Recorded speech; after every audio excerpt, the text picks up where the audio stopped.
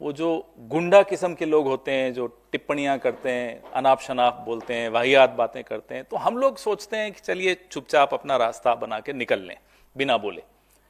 तो वो जो चुप्पी होती है, वो जो खामोशी होती है, वो एक शराफत का परिचय होती है, वो कमजोरी नहीं होती। उसको कमजोरी मान लेना मूर्खता होती है। और भाजपा ये मूर्खता और भाजपा के समर्थन में आए कुछ छोटे मोटे मीडिया वाले भी उस मूर्खता पे बहुत चलते हैं, वो हमारी वो कमजोरी मान लेते हैं।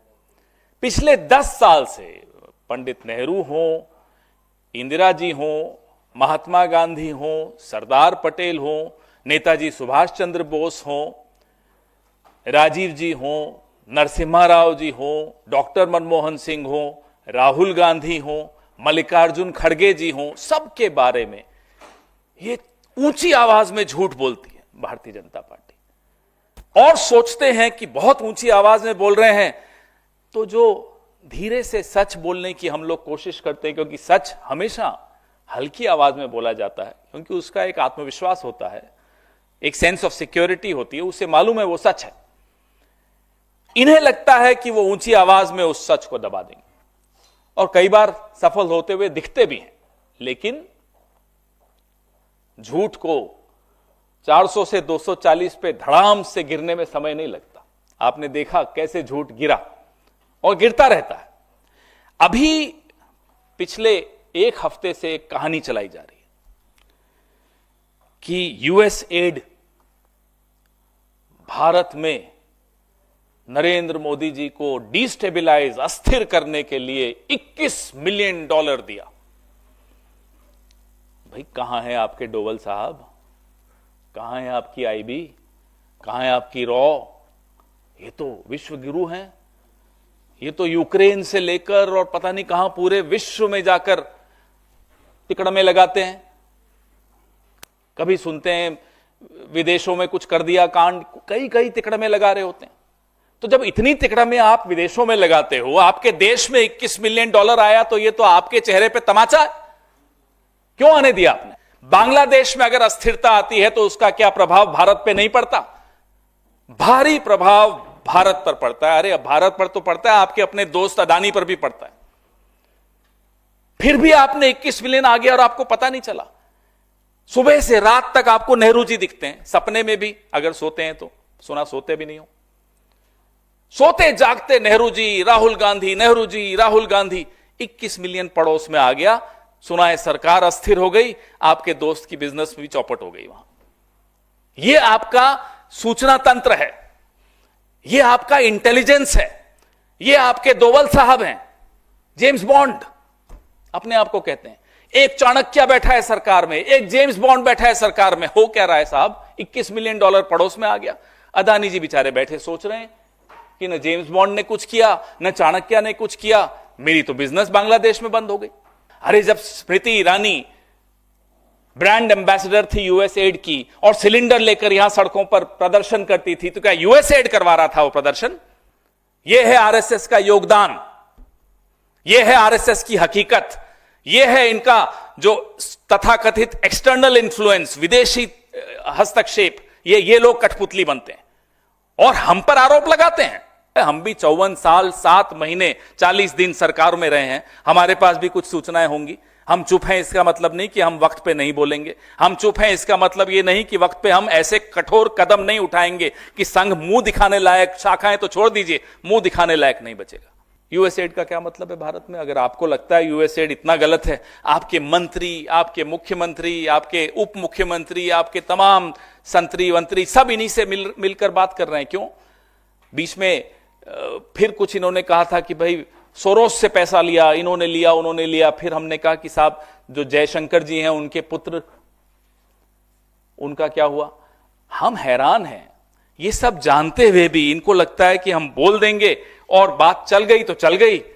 अब आप सरकार में बैठे हो, गैर जिम्मेदाराना तरीके से बात करना इनको बंद कर देना चाहिए। भारतीय राष्ट्रीय कांग्रेस ने कल, मेरे वरिष्ठ सहयोगी ने, जयराम रमेश जी ने मांग की है कि एक श्वेत पत्र जारी किया जाए। हम उस मांग को दोहराते हैं। हम यह भी पहले बता दें आपको कि वैश्विक भागीदारी विकास एजेंसीज, जो ग्लोबल फंडिंग एजेंसीज होती हैं, उनको हम तो नहीं मानते गलत। लोकतंत्र में आपसी सहयोग होता है, उसका दुरुपयोग है या सदुपयोग है, व्हाइट पेपर निकालिए मालूम पड़ेगा। हम भी एक ब्लैक पेपर जल्दी निकाल देंगे, फिर हम भी बताएंगे आपको कि संघ के क्या रिश्ते रहे इन एजेंसीज के साथ। लेकिन आप एक विशाल शीश महल में रह रहे हैं, आप पत्थर मत फेंकिए, क्योंकि हमें कुछ फर्क नहीं पड़ने वाला, हमें छिपाने को कुछ नहीं है।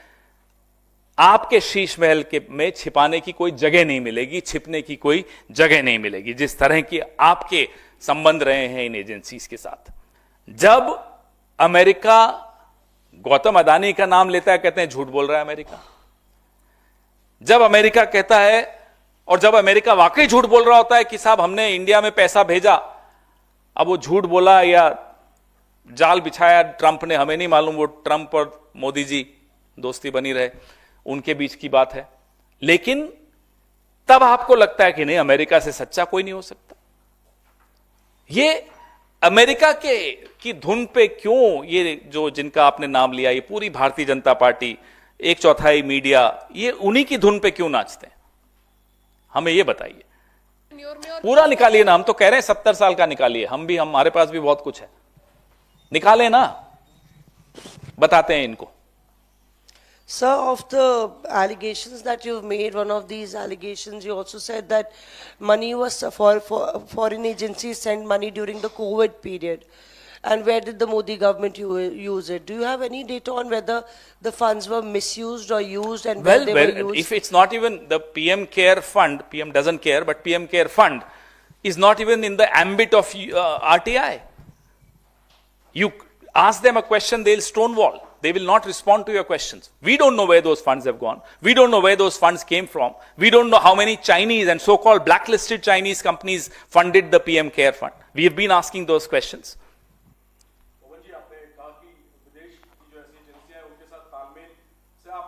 नहीं, मैंने ऐसा नहीं कहा कि क्योंकि कांग्रेसवादी, तो आप कह रहे हैं, लेकिन मैं ये कह रहा हूं, अगर आपको संशय है तो चलिए 70 साल का आप पूरा श्वेत पत्र निकालिए। हमें तो मालूम है ना किसने क्यों लिए थे। मैंने जैसा आपको कहा, 54 साल 7 महीने 40 दिन हम भी 4 दिन हम भी रहे हैं सरकार में, तो हमें भी मालूम है किसने क्यों पैसे लिए थे। कुछ तो मैंने आपको झांकी दिखाई भी है अभी। नेहरू जी से लेकर इंदिरा जी के वक्त ये लोग क्या करते थे, राजीव जी के वक्त क्या किया, मनमोहन सिंह जी के वक्त क्या किया, तो हमें तो मालूम है क्या आने वाला है और क्या नहीं आने वाला, और जो नहीं आएगा वो फिर हम देंगे। बात सिर्फ यूएस एड की नहीं है, हम कह रहे हैं भाई देखिए, ग्लोबल कोऑपरेशन, मैं बता रहा हूं आपको, ग्लोबल कोऑपरेशन हमेशा रही है। लोकतांत्रिक देश उस ग्लोबल कोऑपरेशन में एक दूसरे के साथ सहयोग करते हैं, उसमें कहीं कोई गलत हमें तो नहीं लगता। लेकिन आप पहले कहते हो कि साहब ये गलत है, बताते नहीं हो क्यों गलत है, और फिर कहते हो इनके साथ ये लोग हैं। जब आपकी अपनी पोल खुलती है तो चुप बैठ जाते हो। हम तो बोल रहे हैं श्वेत पत्र निकालिए, ना केवल यूएसएड पे, सारी तमाम ऐसी एजेंसीज पे निकालिए, चलिए देखते हैं। और 2012, 3 दिन पहले का था, 2012 में एसवाई कुरैशी साहब जब सीईसी थे, तब ये इस तरह का एक करारनामा हुआ था। तो 2012 में मान लो ये करारनामा हुआ, और मान लेते हैं 2012 में ये पैसा आया, तो लाभ किसको हुआ? 2014 में रूलिंग पार्टी को हुआ क्या? नहीं हुआ ना, हम तो हारे। तो क्या 2014 का चुनाव नरेंद्र मोदी जी अमेरिकन फंडिंग से जीते हैं? Sir, on that only, that count, what the BJP is saying is that when they came on an agreement in 2012 in a memorandum, this was an organization that was linked to George Soros. And they started their work in 2014 under various schemes which intervened in the electoral process of India. So that's the allegation, that the IFES published a white paper on the role of Dalits in Indian elections. The keyword used bear a striking resemblance to Rahul Gandhi's I know, I saw the chart recent yesterday. recitation. So, I saw the chart yesterday. Right. Rahul ji talks about a caste census, talking about OBCs. right. But here, look at the way they are misleading again. Dalit शब्द आ गया, दलित का नाम किसी ने ले लिया। अरे राहुल जी भी दलित कहते हैं। अरे तो राहुल जी तो दलितों के लिए, ओबीसी के लिए कह ही रहे हैं, उसमें क्या है? कमाल की बात है।